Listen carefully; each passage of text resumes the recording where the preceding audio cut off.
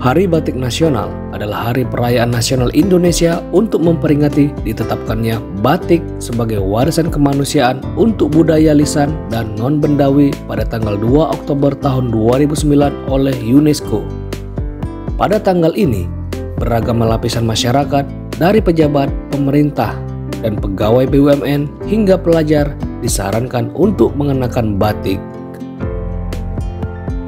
Batik pertama kali diperkenalkan kepada dunia internasional oleh Presiden Soeharto saat mengikuti konferensi PBB. Batik Indonesia didaftarkan untuk mendapat status Intangible Cultural Heritage melalui kantor UNESCO di Jakarta oleh Kantor Menko Kesejahteraan Rakyat, mewakili pemerintah dan komunitas batik Indonesia pada tanggal 4 September tahun 2008. Pengajuan itu pun membuahkan hasil bagi pemerintahan Presiden Susilo Bambang Yudhoyono pada tanggal 9 Januari tahun 2009. Pengajuan batik untuk warisan kemanusiaan untuk budaya lisan dan non-bendawi UNESCO diterima secara resmi.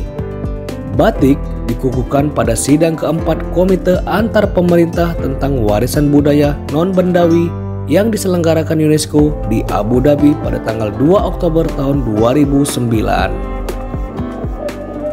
Pada sidang tersebut, batik resmi terdaftar sebagai warisan kemanusiaan karya agung budaya lisan dan non-bendawi di UNESCO.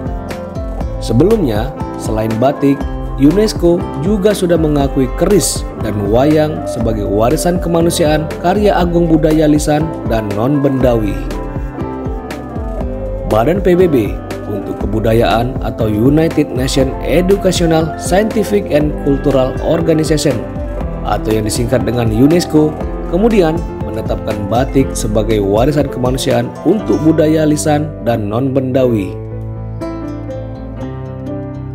Pemerintah Indonesia menerbitkan Kepres nomor 33 tahun 2009 yang menetapkan Hari Batik Nasional juga dalam rangka meningkatkan kesadaran masyarakat terhadap upaya perlindungan dan pengembangan batik Indonesia.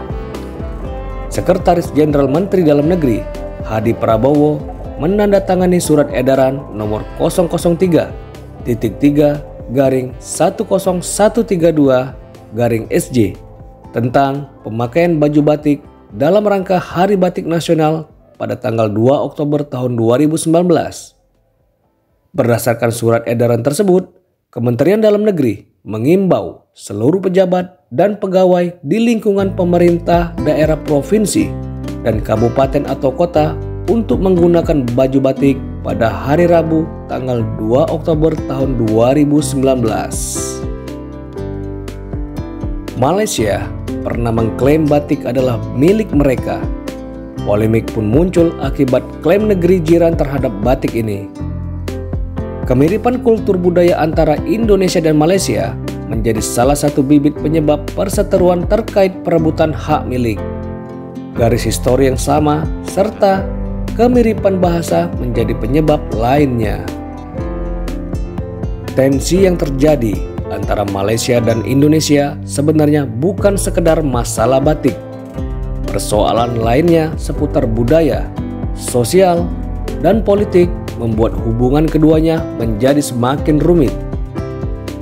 Perdebatan serupa ternyata tak hanya terjadi karena batik saja.